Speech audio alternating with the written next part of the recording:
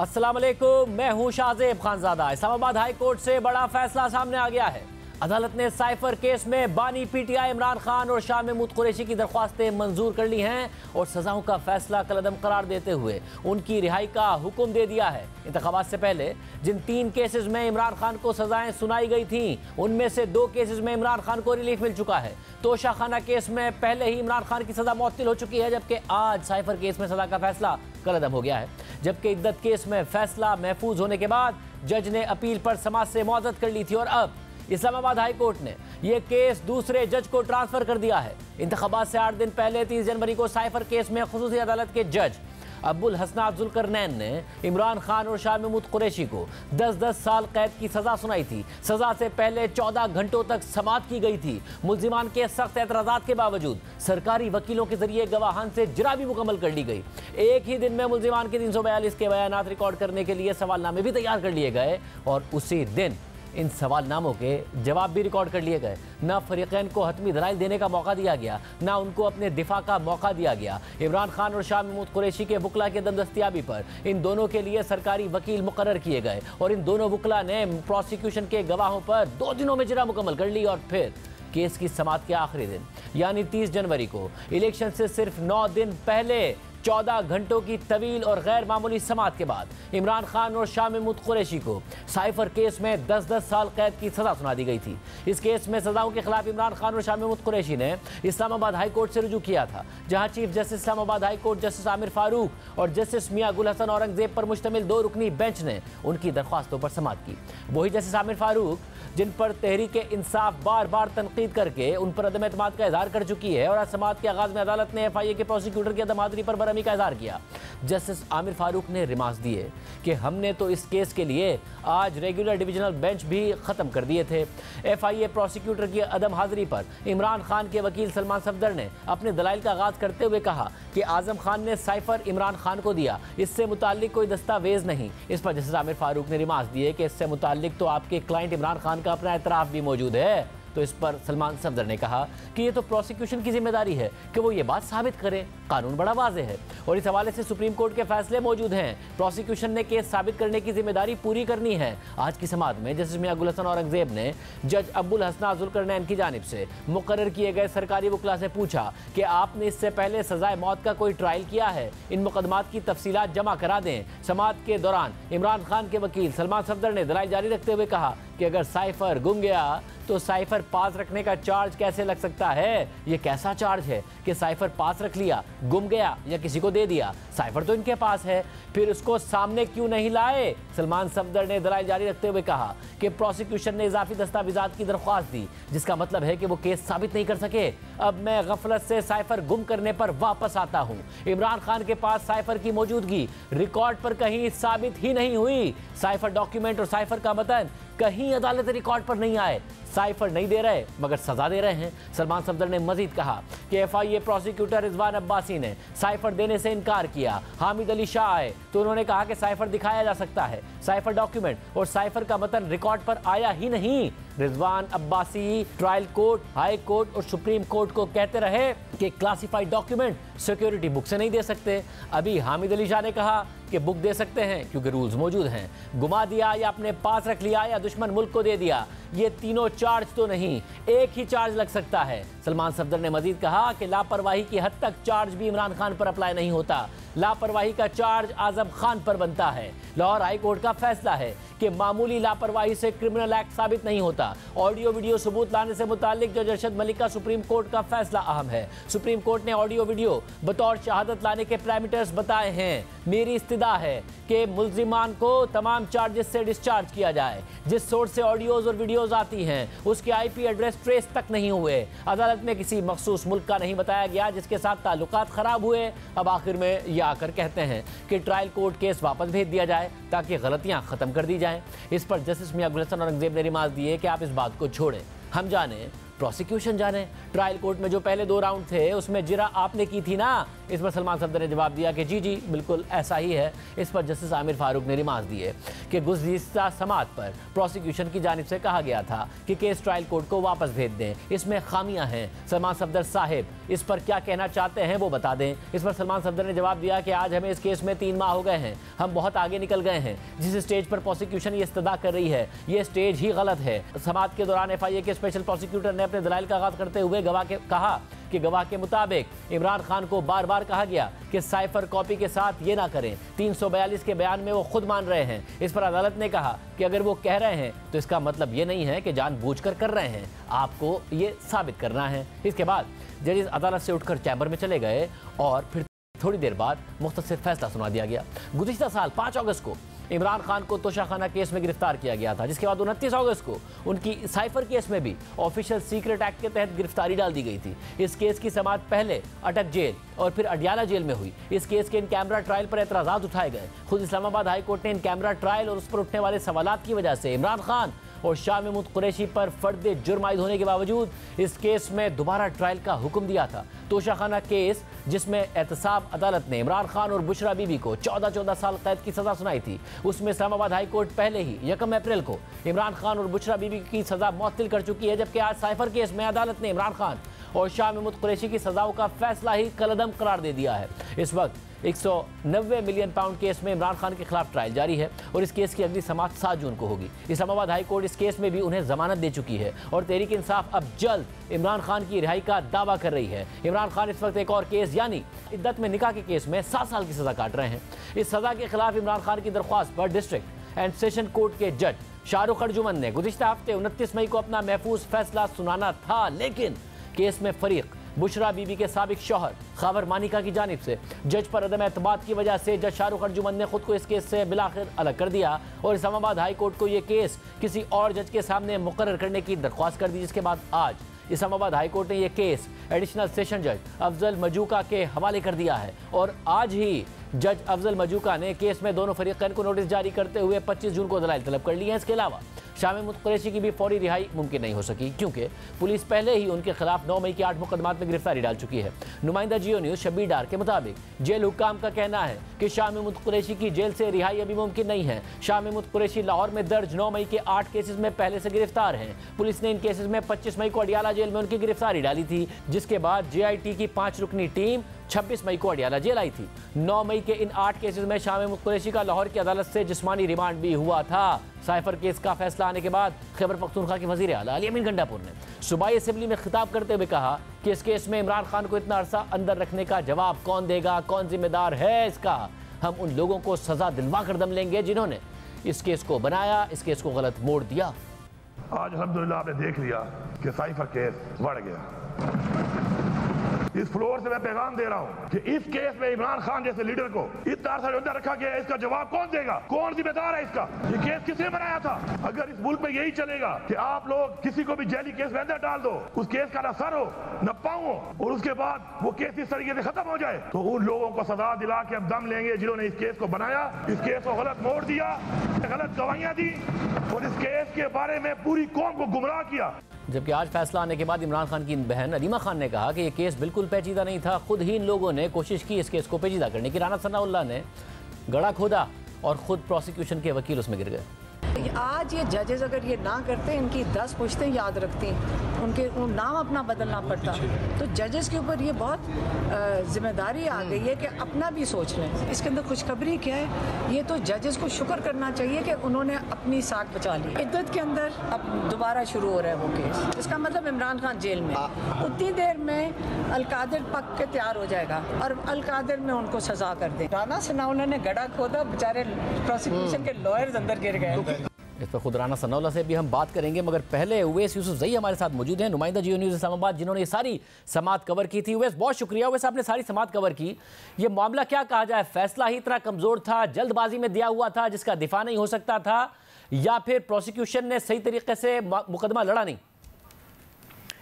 जी बहुत शुक्रिया शाहजेब साहब। मैं आपको बताऊं कि देखें, ये जो बुनियादी चीज़ थी साइफर केस में, साइफर वो कहीं रिकॉर्ड पे नहीं था, और मेरा ख्याल है यही बुनियादी वजह बनी है जिसकी वजह से जो फैसला था ट्रायल कोर्ट का वो सस्टेनेबल नहीं था और अपील में उसको कलअदम करार दे दिया गया। क्योंकि आज चीफ जस्टिस आमिर फारूक ने ये रिमार्क्स दिए कि जो साइफर है अगर वो पेश कर दिया जाता तो शायद प्रोसिक्यूशन का केस बन सकता था। ये बड़े अहम रिमार्क्स थे। इससे पहले जो प्रोसिक्यूशन है उसका यही मौक़िफ़ रहा है कि जो साइफर है वो क्लासिफाइड डॉक्यूमेंट है, वो पेश नहीं किया जा सकता। ना ट्रायल कोर्ट में पेश किया गया, ना हाई कोर्ट में और ना ही सुप्रीम कोर्ट में, क्योंकि मुख्तलिफ जो दरखास्तें हैं वो सुप्रीम कोर्ट तक गई थी साइफर केस में, ज़मानत की जो दरखास्तें थी। लेकिन अपीलें जब हतमी मरहले में दाखिल हुई तो उस वक्त प्रोसिक्यूशन की जानिब से ये मौक़िफ़ इख्तियार किया गया कि अगर अदालत मांगेगी तो हम वो साइफर की कॉपी अदालत में पेश कर देंगे। इस पर चीफ जस्टिस ने बड़ी हैरत का भी इजहार किया था और उन्होंने कहा था कि आपको ये ट्रायल कोर्ट में पेश करना चाहिए था, जिस पर जो FIA के स्पेशल प्रोसिक्यूटर थे उनका ये कहना था कि ट्रायल कोर्ट की जानिब से ये कॉपी हमारे से नहीं मांगी गई इसलिए हमने पेश नहीं की। तो मेरा ख्याल है कि ये प्रोसिक्यूशन की जो के पार्ट पर काफ़ी एक बड़ी नेग्लिजेंस कह लें कि थी, जिसकी वजह से ये केस जो है इस तरह से ज़मीन बोस हो गया। इसके अलावा जो तमाम ये केस था इसमें अदालत की जानिब से कुछ सवालात पूछे गए थे। प्रोसिक्यूशन का सबसे पहला जो इल्ज़ाम था वो ये था कि साइफर का जो कंटेंट है वो पब्लिक कर दिया गया, और उसके हवाले से जो इमरान खान साहब की एक तकरीर है वो अदालत में बताई गई कि उन्होंने खुद साइफर लहरा के और एतराफ़ जुर्म किया था और बताया था कि ये साइफर है और धमकी दी गई है। इस पर अदालत ने पहला तो सवाल यही उठाया कि जो साइफर है वो आज तक रिकॉर्ड पर नहीं आया, अदालती रिकॉर्ड पर। दूसरी बात ये थी कि उन्होंने ये मौक़िफ़ इख्तियार किया, जो इमरान खान के वकला थे उनका अदालत में ये कहना था कि साइफर की जो कॉपी है उसकी हवालगी साबित नहीं है कि वो जो साइफर की कॉपी है इमरान खान साहब तक पहुंची भी थी या नहीं, क्योंकि जो चेन बन रही है, साइफर जब ओरिजिनल कोडेड फॉर्म में आया उसके बाद डी कोड हुआ, डी कोड होने के बाद उसकी 9 कॉपीज़ बनी, 9 कॉपीज़ मुख्तलिफ शख्सियात को गई और उसमें से जो एक कॉपी इमरान खान तक आई थी। तो वो ये कहते हैं कि ये copy principal secretary Azam Khan तक आना तो साबित है, इसके आगे इमरान खान तक पहुँचना या उनके हवाले होने का कोई सबूत या रिकॉर्ड नहीं है, कोई हैंडिंग ओवर की कोई जो दस्तावेज़ है वो रिकॉर्ड पर मौजूद नहीं है। तो एक मौक़िफ़ शायद उन्होंने ये भी रखने की कोशिश की अदालत में, अगरचे इसको ज़्यादा प्रेस नहीं किया, लेकिन ये मौक़िफ़ ज़रूर इख्तियार किया अदालत में कि बानी PTI तक ये साइफर की कॉपी पहुँचना साबित नहीं है। दूसरी बात ये थी कि जो साइफर का कंटेंट है उसको ना सिर्फ पब्लिक किया गया बल्कि ट्विस्ट किया गया और सियासी मकासद के लिए इस्तेमाल किया गया। इस पर जो एक ऑडियो लीक भी हुई थी जिसमें बानी PTI कह रहे हैं कि इसको जो है इस्तेमाल किया जाए, मीटिंग मिनट्स बनाए जाएं। तो इस हवाले से भी अदालत ने कहा कि जब साइफर ओरिजिनल किसी के सामने नहीं है, उसका कंटेंट सामने नहीं है, तो ये कैसे साबित होगा कि उसके कंटेंट को ट्विस्ट किया गया, क्योंकि जब ओरिजिनल चीज़ कोई सामने होती है तो फिर उसका कंपैरिजन किया जा सकता है कि ओरिजिनल चीज़ क्या थी और उसे ट्विस्ट किया तो ट्विस्ट करके क्या बनाया गया। तो ये कंपैरिजन तो हो ही नहीं सकता जब तक साइफर मौजूद नहीं है। फिर एक नुक्ता ये था कोर्ट में प्रोसिक्यूशन का कि ये साइफर के जो कंटेंट पब्लिक किया उससे एक मुल्क से ताल्लुकात जो है वो ख़राब हो गए, यानी अमेरिका का कहा गया कि अमेरिका से ताल्लुकात ख़राब हुए। तो इस पर भी चीफ जस्टिस ने ये रिमार्क्स दिए और प्रोसिक्यूशन से पूछा कि अगर अमेरिका से ताल्लुकात ख़राब हुए तो आपने क्या ये साबित किया है कि ताल्लुकात ख़राब होने के बाद क्या इक़दामात हुए, क्या अमेरिका ने आपको वीज़े देने बंद कर दिए, क्या वहाँ पे स्टूडेंट्स जाना बंद हो गए, क्या तिजारत बंद हो गई, क्या हुआ कि ताल्लुकात ख़राब हो गए। ताल्लुकात ख़राब अगर हुए हैं तो उसके मुतालिक आप कोई सबूत या शवाहिद तो पेश करें कि ये कंटेंट जो पब्लिक किया था उससे ताल्लुकात ख़राब हुए और उसके नतीजे में मुल्क को ये नुकसान हुआ। तो ये जो ताल्लुकात ख़राब होने वाला नुक्ता था ये भी कोर्ट में इस्टेब्लिश नहीं हो सका। और जो एक बहुत अहम बात कोर्ट ने ऑब्ज़र्व की और ऑब्जर्वेशन दी वो ये थी कि जो इल्ज़ाम आयद किया गया वो ये 2 तरह के इल्ज़ाम आयद कर दिए गए। एक ये इल्ज़ाम आयद किया गया कि जानबूझकर साइफर की कॉपी वापस नहीं की इमरान खान ने, और दूसरा ये कहा गया कि गफलत का मुजाहरा करते हुए इस कॉपी को गुमा दिया गया। तो अदालत ने कहा ये कैसे मुमकिन है कि दोनों इल्ज़ामात के तहत जो है वो सज़ा दी जाए या ये चार्ज लगाया जाए, क्योंकि ये दोनों मुख्तलिफ चार्जेस हैं। एक चार्ज तो हो सकता है कि गफलत का मुजाहरा किया, लेकिन ये कैसे हो सकता है कि गफलत का मुजाहरा करके एक चीज़ गुमा भी दी और फिर जानबूझकर भी अपने पास रख ली? तो ये तो कंट्राडिक्टरी है, ये पॉसिबल नहीं है। तो ये सारी वो चीज़ें थी जो अदालत बड़ी दिलचस्प बात है कि जो चीज़ें इमरान खान साहब ने खुद ने कबूल की हुई थी, प्रोसिक्यूशन उसे भी नहीं कई दस्तावेजी बुनियादों पर साबित कर पाई कि इमरान खान साहब को साइफर मिला, इमरान खान साहब से साइफर गुमा, उसका जो इस्तेमाल हुआ, जो चीज़ें ऑब्वियस थी, रिकॉर्ड पर थी, वो भी नहीं साबित कर पाए। जी बिल्कुल, उसके लिए देखिए उन्होंने हवाला दिया, उन्होंने कहा कि कोई ऑडियो या वीडियो शहादत पेश करने के लिए एक क्राइटेरिया मौजूद है, उसके लिए जो पैरामीटर्स हैं वो सुप्रीम कोर्ट ने तय किए हैं। तो वो जो चीज़ें हैं वो तमाम कानून शहादत पर पूरी नहीं उतरती थी जो प्रोसिक्यूशन अदालत में पेश करके साबित करती, क्योंकि जो ऑडियो लीक है, ऑडियो लीक का कोई रिकॉर्ड नहीं है कि ऑडियो किसने रिकॉर्ड की, किसने जारी की। कानून शहादत ये कहता है कि अगर आप कोई ऑडियो पेश करेंगे तो उसके लिए आपको ये बताना है कि ये ऑडियो किसने रिकॉर्ड की है, और वो फिर जिसने रिकॉर्ड किया है वो बतौर गवाह अदालत में पेश होकर बयान देगा, उस पर जिरा होगी, और उसके बाद वो जो ऑडियो है वो बतौर सबूत या बतौर शहादत जो है अदालत में एडमिट की जाएगी। तो ये जो ऑडियो लीक्स आ रही हैं, ये इस हवाले से केस भी ऑलरेडी पेंडिंग है कोर्ट में, क्योंकि जो लीक्स आती हैं उसका कोई अथेंटिसिटी का तरीका नहीं होता कि वो अथेंटिक हैं या नहीं, ये पता नहीं चलाया जा सकता। तो कोर्ट उसको फिर कंसिडर नहीं करती। ये एक बड़ा इसमें बड़ा अहम बात है। बहुत शुक्रिया। वैसे हमारे तफसीलात बता रहे थे राना सनाउल्लाह साहब हमारे साथ मौजूद हैं। तेजी से इमरान खान का एक के बाद एक केस खत्म हो रहा है। राना साहब बहुत शुक्रिया मुझे ज्वाइन करने के लिए। राना साहब, जजेस को नाम बदलने पड़ते हैं, अलीमा खान साहबा कहती हैं, अगर वो ये फैसला ना देते। साथ ही उन्होंने कहा कि गड़ा खोदा राना सनाउल्लाह ने भुगतना पड़ा और गिर गए जो प्रोसिक्यूशन के लॉयर्स थे उसमें। इन 3 केसेस का फैसला आया था इलेक्शन से पहले, और 10 दिन के अंदर अंदर हमने देखा, 10 दिन पहले और 1 हफ्ते के अंदर 3 सज़ाएँ आई। और आपने हमारे प्रोग्राम में कहा था कि ये जो सज़ाएँ जिस तरीके से आई, इसका नुकसान हमें हुआ इलेक्शन में।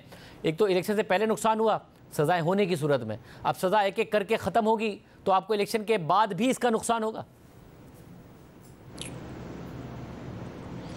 देखें, किसी चीज़ का सियासी तौर पे फ़ायदा होना या नुकसान होना जो है वो अलहदा चीज़ है, लेकिन केस के मेरिट जो हैं वो तो सियासी तौर पे नहीं होते। ये केस जो है, इस केस के सही होने में तो कोई शक नहीं है। पूरी दुनिया ने देखा कि साइफर जो है वो एक प्रिविलेज डॉक्यूमेंट है। उन्होंने पूरी दुनिया के सामने लहराया, पूरी दुनिया के सामने उन्होंने जो है वो उसके कंटेंट्स को डिस्कस किया, जो कि वो अपने हलफ की रूह से और उस प्रिविलेज डॉक्यूमेंट की जो लीगल और कॉन्स्टिट्यूशनल पोजीशन है वो नहीं कर सकते थे।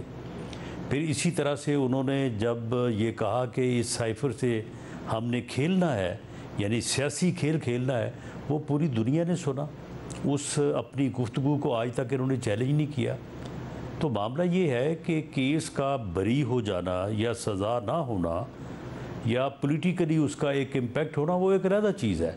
लेकिन इसमें कोई शक नहीं है कि बानी पीटीआई इमरान खान साहब जो है वो उन्होंने ये जुर्म सरजद किया, वो इसमें कसूरवार इस हद तक है कि वो इकबाली हैं। वैसा मगर देखिए खुद पूरी दुनिया के सामने तस्लीम किया कि मैंने ये जुर्म किया है। राना सनाउल्लाह साहब, यही तो कमाल है कि इमरान खान साहब ने जो बातें खुद मानी थी, प्रोसिक्यूशन वो भी नहीं साबित कर सकी है, और साइफर की मौजूदगी है और उसके कंटेंट के हवाले से अदालत के सामने कुछ रिकॉर्ड नहीं रख सकी है। साइफर को मिलना, साइफर का गुम करना तो इमरान खान साहब ने माना था, ये तक भी नहीं साबित किया जा सका। जस्टिस आमिर फारूक साहब पर इल्ज़ाम तहरीक इंसाफ लगाती है, उन्होंने आज फैसला दिया है। तो ये जिस तरीके से ट्रायल चलाया गया और जितनी जल्दी में इससे सियासी मकासद हासिल करने की कोशिश की गई, ये जो आप कह रहे हैं मेरिट पर केस बनता था, इमरान खान ने जो चीज़ें मानी थी वो भी नहीं साबित हो सकी हैं, तो उल्टा नुकसान ही हुआ ना आप लोगों को। लेकिन देखें शाहज़ेब, बात ये है कि अगर ये बातें जो है वो पेश नज़र रखी जाएं तो एक कानून के तालिब इल्म के तौर पे ये केस रिमांड होना चाहिए था।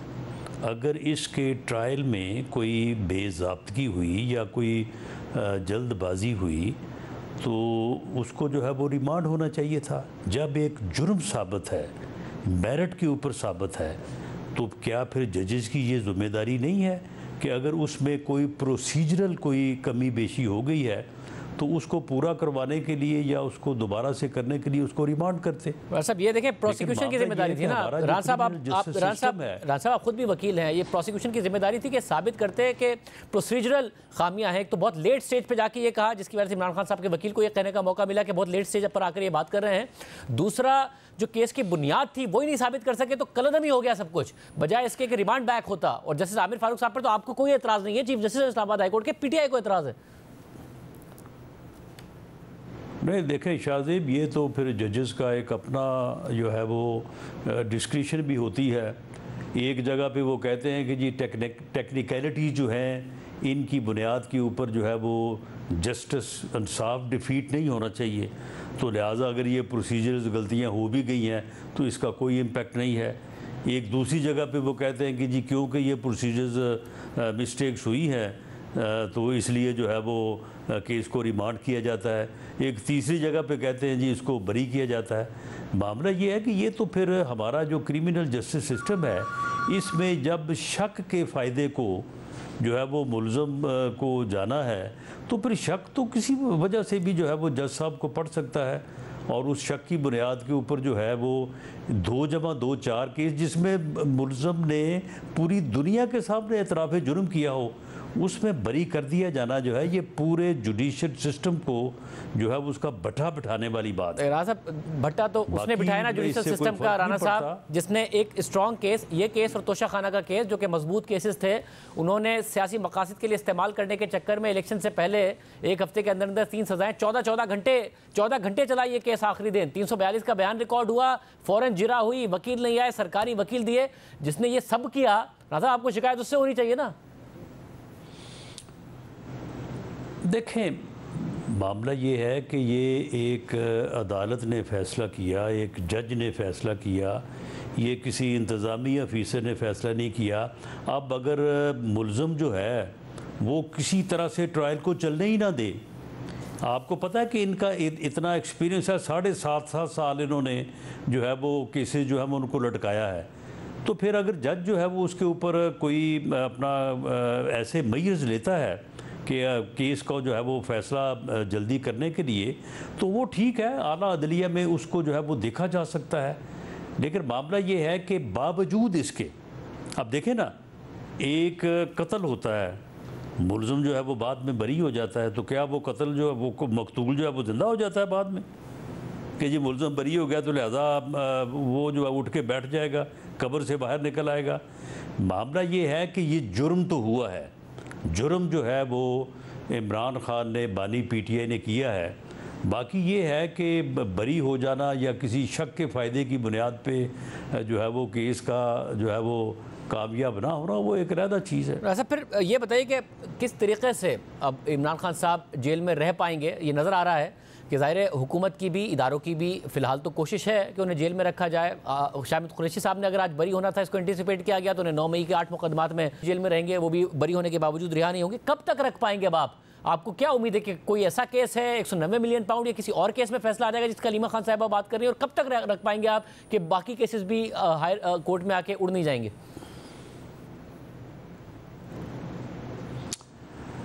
देखें शाहजेब, ये तो फिर मामला जो है ये इसके ऊपर कोई गैब का इल्म तो किसी को नहीं है, लेकिन मामला ये है कि एक आदमी जुर्म करे, एक आदमी जो है वो रियासत को जो है वो डिफीट करने के लिए जो है वो इस किस्म के हथकंडे अपनाए, और उसके बाद फिर अगर उसे किसी तरफ से सपोर्ट मिलती है तो ठीक है।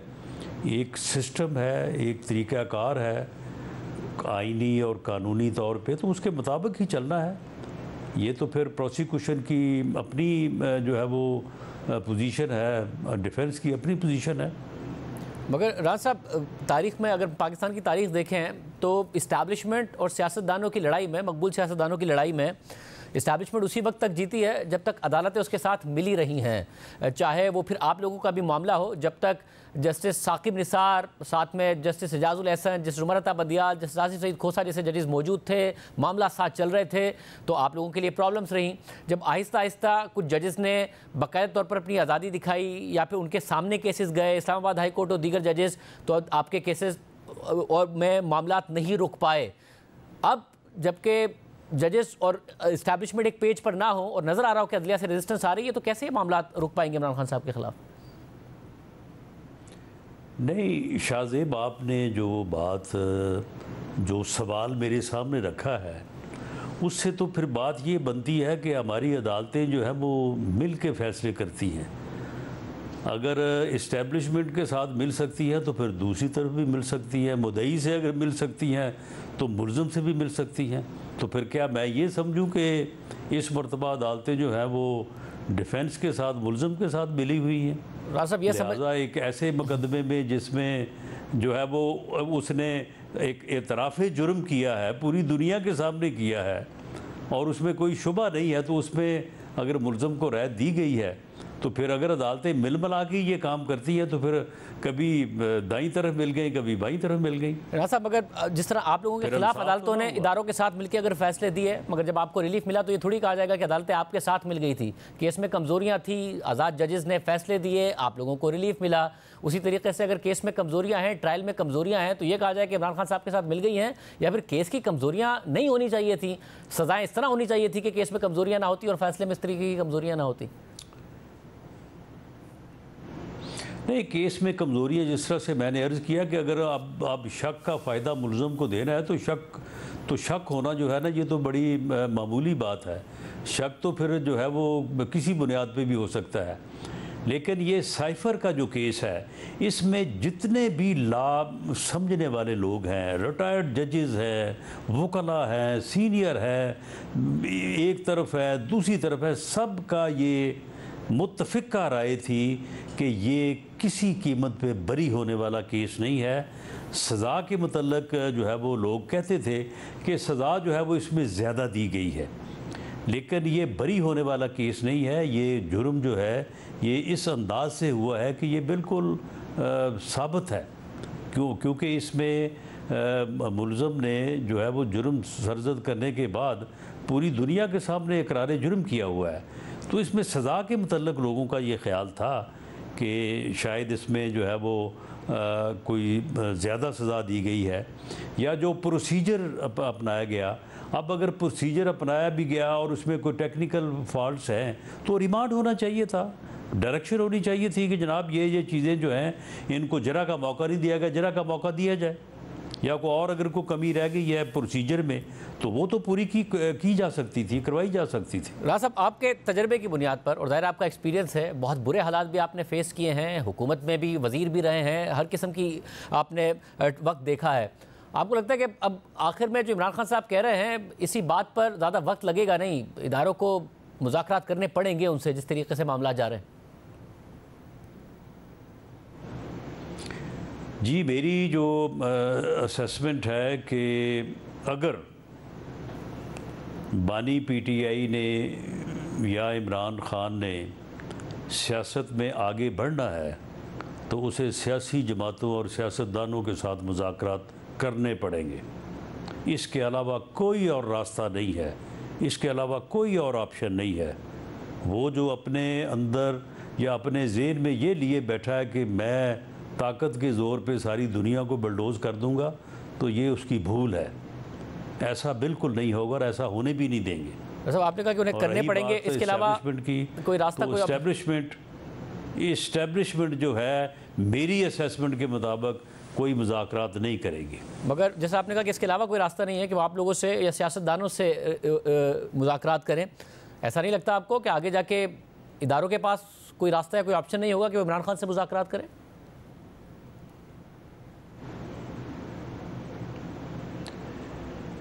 नहीं, अदारों ने कोई सियासत करनी है, अदारों ने कोई जो है वो इलेक्शन में हिस्सा लेना है। उन्होंने सियासत तो सियासतदानों ने करनी है, सियासत सियासी जमातों ने करनी है।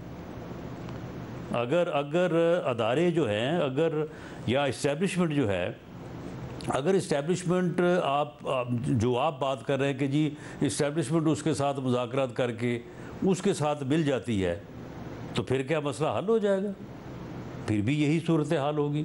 मतलब फिर हम सर्किल में चलेंगे ना, जिसमें जिस सर्किल में चलते आए हैं। 13 साल से पिछले 13 साल से बानी पीटीआई ने पैदा की हुई है। ये उस वक्त तक पैदा रहेगी जब तक वो अपनी हठधर्मी से और अपनी इस ज़िद से जो है वो पीछे नहीं हटेगा और सियासत को सियासत के अंदाज से नहीं करेगा। साहब, जितना आप सिर्फ 13 साल की बात कर रहे हैं, 13 साल में बहुत कुछ ऐसा हुआ जिसकी आप बात कर रहे हैं, मगर क्योंकि सर्किल में सियासत घूमती रहती है, कभी आप रिसीविंग एंड पर होते हैं, कभी आप हुकूमत पर होते हैं। तो कल को इमरान खान साहब हुकूमत में हों, उनके इदारों के साथ ताल्लुकात बेहतर हों, आप रिसीविंग एंड पर हों, इसका हल ये नहीं है कि इदारे मुदाखलत करना बंद कर दें ताकि फिर सियासतदान किसी न किसी स्टेज पर जाके इमरान खान भी मजबूर हों आप लोगों से बात करने के लिए? नहीं, अदारों ने तो मुदाखलत बंद की है। आप झगड़ा किस बात का है? झगड़ा इसी बात का है ना कि अदारों की मदद से या इस्टेब्लिशमेंट की मदद से इमरान खान जो है वो अपोजिशन को सफ़ाए हस्ती से बटाना चाहता था। वो समझता था कि अपोजिशन इस मुल्क का मसला है, इकॉनमी इस मुल्क का मसला नहीं है। और वो इस्टेब्लिशमेंट से उसका ये मुतालबा था कि आप मेरा साथ दें ताकि अपोजिशन को जो है वो बिल्कुल फ़ारग कर दिया जाए, ख़त्म कर दिया जाए। जो वो कहा करता था कि जी अगर मेरे पास इख्तियार हो तो मैं 500 आदमियों को जब फांसी पे लटकाना चाहता हूँ। किसको लटकाना चाहता था? अपोजिशन को, हमें। जब इस्टेब्लिशमेंट ने उसका साथ नहीं दिया तो फिर उसने इस्टेब्लिशमेंट के साथ झगड़ा शुरू किया कि ये तो मीर जाफ़र है, ये तो मीर सादक हैं, ये चौकीदार जो है, चौकीदार अगर घर में डाकू आ गए हैं और चौकीदार जो है वो आगे फायर नहीं कर रहा तो ये चौकीदार किस बात का है? तो वो डाकू हमें बना रहा था ना, वो हमारे ऊपर फायर करवाना चाहता था ना। तो वहाँ से झगड़ा ये शुरू हुआ है। और अगर वो इसी झगड़े पे है कि इस्टेब्लिशमेंट उसका साथ दे और उसका साथ दे कि जो है वो उसके मुखालफ सियासतदानों को या सियासी जमातों को या अपोजिशन को या मौजूदा गवर्नमेंट को जो है वो ख़त्म कर दिया जाए, तो ये भी नहीं होगा। ये झगड़ा तो इसी बात पे। बहुत शुक्रिया सनोर साहब हमारे साथ मौजूद थे। मगर क्या वाकई इमरान खान साहब को जेल में रख पाएगी हुकूमत? बात करेंगे ब्रेक के बाद। क्या तहरीक इंसाफ की उम्मीद पूरी होगी कि इमरान खान बहुत जल्द रिहा होने वाले हैं? सीनियर साहब हामिद मीर साहब हमारे साथ मौजूद हैं। मीर साहब, बहुत शुक्रिया हमेशा में ज्वाइन करने के लिए। ज़ाहिर है एक अब इद्दत वाला केस का भी फैसला आने ही वाला था, मगर जज साहब ने बिल्कुल आखिरी लम्हे पे जाके कहा कि किसी और को दे दें, तो मामला लटक गया। वरना तोशा खाना में सज़ा मुअत्तल हो गई, साइफर में तो इमरान खान साहब बरी हो गए। मुश्किल नहीं होगा अब उन्हें ज़्यादा देर जेल में रखना आपके ख्याल में?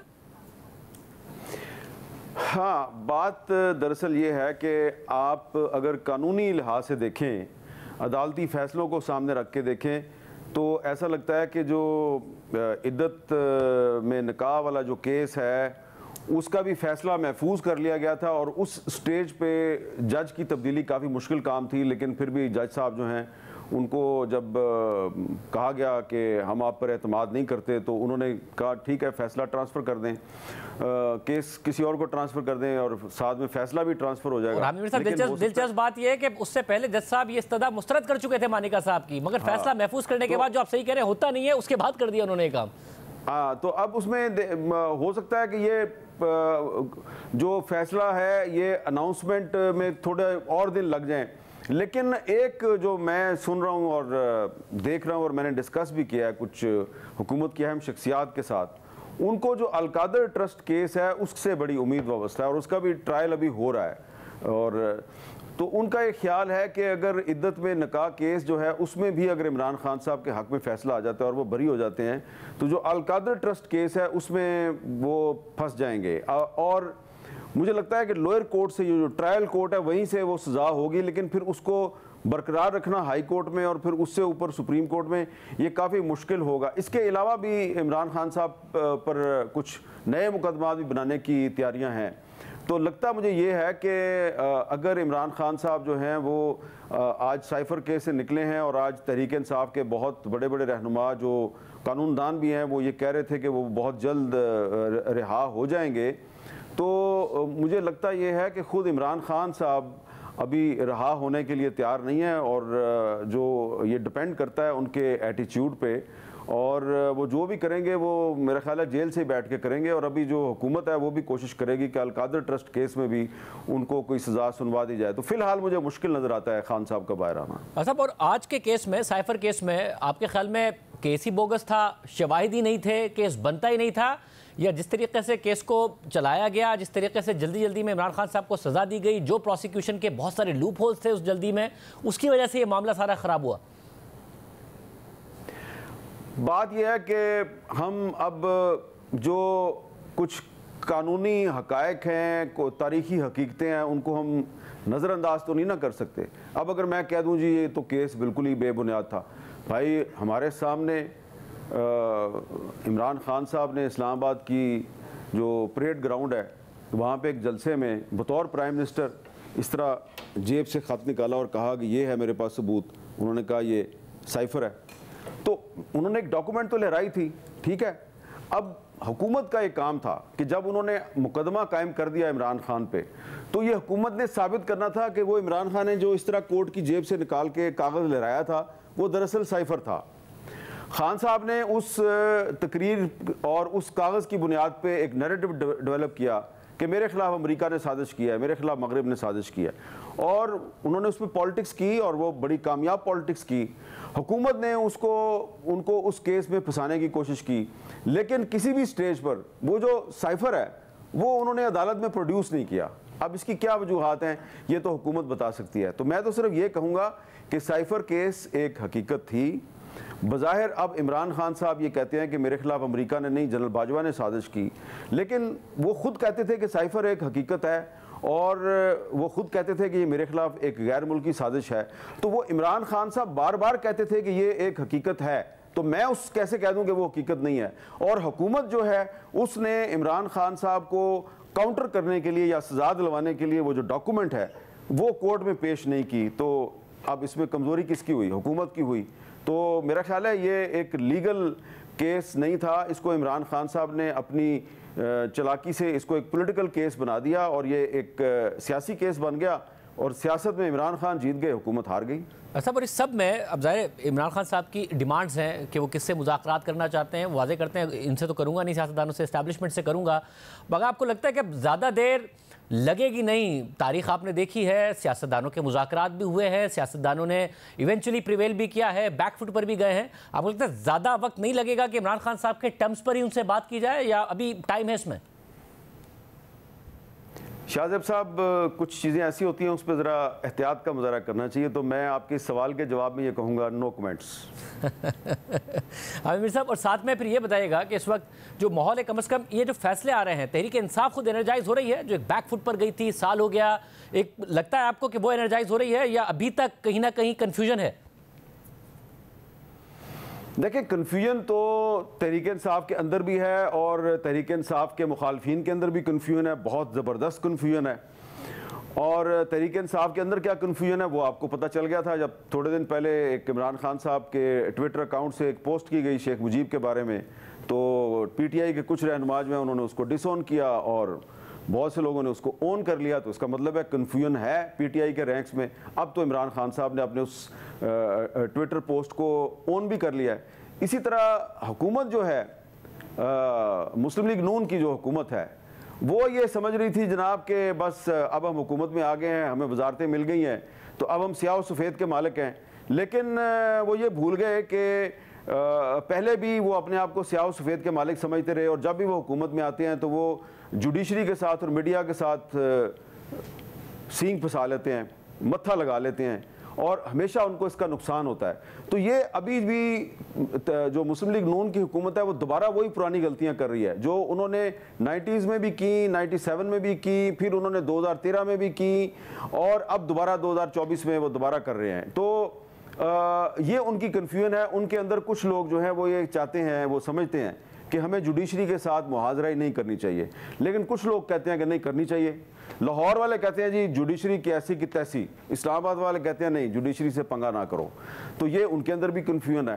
तो इस जो हुकूमत के रैंक्स में जो कन्फ्यूजन है उसका पीटीआई को फ़ायदा हो रहा है, लेकिन जो पीटीआई के रैंक्स में कन्फ्यूजन है उसका मुस्लिम लीग नून की हुकूमत फिलहाल फ़ायदा उठाने में नाकाम है। मतलब और ये जो हुकूमत का कॉन्फिडेंस है कि अब हम आ गए हैं और हम हुकूमत करने के लिए यहाँ पर हैं, जो भी इमरान खान साहब के फैसलों के मामलात हैं वो फिलहाल ना जेल से बाहर आएंगे, ना ही हमारे लिए ख़तरा बनेंगे, और हुकूमत चलेगी। आपको लगता है कॉन्फिडेंस दुरुस्त है कि फिलहाल वाकई हुकूमत चलेगी? देखिए, ये जो मुस्लिम लीग नून का जो कॉन्फिडेंस है ना आजकल, ये वैसा ही कॉन्फिडेंस है जैसा कि मार्च अप्रैल 2022 में इमरान खान साहब का भी यही कॉन्फिडेंस था, और वो ये कहते थे दुनिया इधर की उधर हो जाए, ये इस्टेब्लिशमेंट कभी आसिफ जरदारी को और नवाज शरीफ को कबूल नहीं कर सकती, इनके पास मेरे अलावा कोई ऑप्शन ही नहीं है, और नवाज शरीफ कभी पाकिस्तान वापस नहीं आएगा, और आसिफ जरदारी जो है ये कभी जो है ये दोबारा हुकूमत में नहीं आएगा, बल्कि ये तो इलेक्शन ही नहीं लड़ सकता। तो उस वक्त खान साहब बड़े पुरएतमाद थे, बाद के हालात और वाक़यात ने बताया कि वो ओवर कॉन्फिडेंट थे। ये वैसा ही एतमाद आजकल मुस्लिम लीग नून की हुकूमत का है जैसा कि इमरान खान साहब का मार्च अप्रैल 2022 में था, और अब मुस्लिम लीग नून की हुकूमत ये समझती है कि ये इमरान खान कभी जेल से बाहर नहीं आएगा, लेकिन ये पाकिस्तान है भाई, यहाँ पे हर चीज़ उलट हो जाती है। बहुत शुक्रिया आमिर साहब की गुफ्तगू आपने सुनी। जबकि दूसरी तरफ इस वक्त इस्लामाबाद से नून लीग की कौमी असम्बली की 3 नशिस्तों पर कामयाबी खतरे में पड़ गई है, क्योंकि इस्लामाबाद हाई कोर्ट के जज जस्टिस तारिक महमूद जहांगीरी की सरबराही में इलेक्शन ट्रिब्यूनल इस्लामाबाद से कौमी असम्बली की तीनों नशिस्तों पर फॉर्म 47 के तहत कामयाब होने वाले उम्मीदवारों के खिलाफ दरख्वास्तों पर समाअत कर रहा है। ट्रिब्यूनल मुसलसल नून लीग से फॉर्म 45 मांग रहा है, मगर नून लीग के अरकान ट्रिब्यूनल के सामने पेश नहीं हो रहे हैं। उन हलकों से इलेक्शन कमीशन के रिटर्निंग अफसरान भी ट्रिब्यूनल के सामने पेश नहीं हो रहे हैं, और अब ट्रिब्यूनल की जानिब से हतमी वार्निंग के बाद नून लीग से ताल्लुक रखने वाले तीनों अरकान डॉक्टर तारिक फजल चौधरी, अंजुम अकील और राजा खुर्रम नवाज ने इलेक्शन ट्रिब्यूनल की तब्दीली की दरख्वास्त इलेक्शन कमीशन में दायर कर दी है, जिसमें तीनों अरकान ने इलेक्शन ट्रिब्यूनल पर अदम एतमाद किया है और दरख्वास्त की है कि खदशा है कि इंसाफ नहीं मिलेगा, क्योंकि मौजूदा ट्रिब्यूनल से मुतमईन नहीं है। मुअज़्ज़िज़ ट्रिब्यूनल इस मामले में गैर ज़रूरी जल्दबाजी का मुजाहरा कर रहा है और ट्रिब्यूनल के मज़कूरा अमल में तासुब है। ट्रिब्यूनल गैर जानिबदारी से काम नहीं कर रहा। आइन का आर्टिकल 4 जो कि किसी भी फर्द का बुनियादी हक है, उसके मुताबिक उसके साथ मामला किया जाए। 29 मई को इलेक्शन ट्रिब्यूनल ने समाअत के दौरान नून लीग के डॉक्टर तारिक फजल चौधरी को आखिरी और हतमी मौका दिया कि वो ट्रिब्यूनल के 2 मई के फैसले पर अमल करते हुए ओरिजिनल फॉर्म 45, फॉर्म 46 और फॉर्म 47 के साथ बयान हल्फी और जवाब जमा कराएं। साथ ही ट्रिब्यूनल ने रिटर्निंग अफसर को अदम पेशी पर 15,000 रुपए का जुर्माना आयद करते हुए तहरीरी जवाब जमा कराने का आखिरी मौका दिया। इस हवाले से जब जियो न्यूज़ के प्रोग्राम नया पाकिस्तान में वफाकी वज़ीर अता तारड़ से पूछा गया तो उन्होंने कहा कि अगली पेशी पर फॉर्म 45 जमा हो जाएंगे और केस का दिफा भी करेंगे। फॉर्म 45 आपके पास है तो जमा करवा दे, क्योंकि बाकी जो कैंडिडेट्स हैं हल्कों में उनके फॉर्म 45 तो मैच कर गए, नून लीग क्यों नहीं जमा करवा रही है? देखिए, मैं समझता हूँ अगली पेशी पे ये फॉर्म 45 जमा हो जाएंगे, और मैं नहीं समझता कि इसमें कोई ऐसी बात है। तो तारिक फजल चौधरी साहब, राजा खुर्रम साहब, अंजुम अकील साहब, वो तीनों अपनी कानूनी मुशावरत कर रहे हैं, और मैं समझता हूँ कि नेक्स्ट हियरिंग पे वो अपने फॉर्म 45 भी जमा कराएंगे और अपने केस का दिफा भी करेंगे। कल वफाकी वज़ीर इत्तलात ने यह बयान दिया और आज नून लीग के अरकान ने ट्रिब्यूनल पर ही एतराज़ उठा दिया, जिस पर इलेक्शन कमीशन ने कल समाअत मुकर्रर कर दी है। यानी हुकूमत पहले दावा करती थी कि फॉर्म 45 सारे हमारे पास मौजूद हैं, ट्रिब्यूनल्स में दिफा करेंगे, मगर अब हुकूमत भागती नजर आ रही है। प्रोग्राम ब्रेक शामिल करते हैं, एक और आम खबर आपके सामने रखेंगे।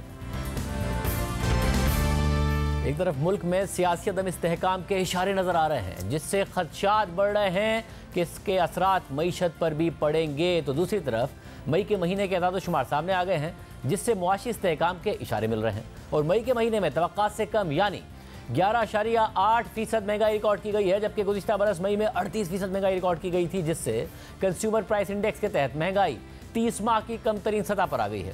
नवंबर 2021 में महंगाई 11.53% रिकॉर्ड की गई थी, और डबल डिजिट में जाने के बाद महंगाई में मुसलसल इजाफा देखा गया था, जबकि महंगाई में माहाना 3.24% की कमी भी रिकॉर्ड की गई है, और ये 3.24% की कमी माहाना कमी 47 साल बाद की सबसे बड़ी कमी है, क्योंकि मई 1977 में 4.5% की कमी रिकॉर्ड की गई थी, और इस कमी की वजह मुख्तलिफ अशिया की कीमतों में कमी है, क्योंकि मई के महीने में माहाना बुनियादों पर खाने पीने की अशिया में 7.8% की कमी रिकॉर्ड की गई है, जबकि फूड इन्फ्लेशन गुज़िश्ता बरस मई के मुकाबले में 0.2% मनफी रही, यानी गुज़िश्ता बरस के मुकाबले में खाने पीने की अशिया की कीमतों में कमी आई है, और इसकी बुनियादी वजह आटे, चिकन, आलू, प्याज, टमाटर और फ्रूट्स की कीमतों में कमी है, जबकि कोर इन्फ्लेशन भी 14.2% पर आ गई है, जिसके बाद 10 जून को होने वाली मॉनेटरी पॉलिसी मीटिंग में शरह सूद में कमी की तवक्कात बढ़ गई है। इस वक्त मुल्क में शरह सूद 22% पर है, जो गुज़िश्ता माह की महंगाई से 10% ऊपर है, मगर IMF प्रोग्राम से पहले शरह सूद में 100 से 200 बेसिस पॉइंट्स की कमी की तवक्को की जा रही है, उससे ज़्यादा की तवक्को नहीं है। आज प्रोग्राम में इतना ही, इजाज़त दीजिए, अल्लाह हाफ़िज़।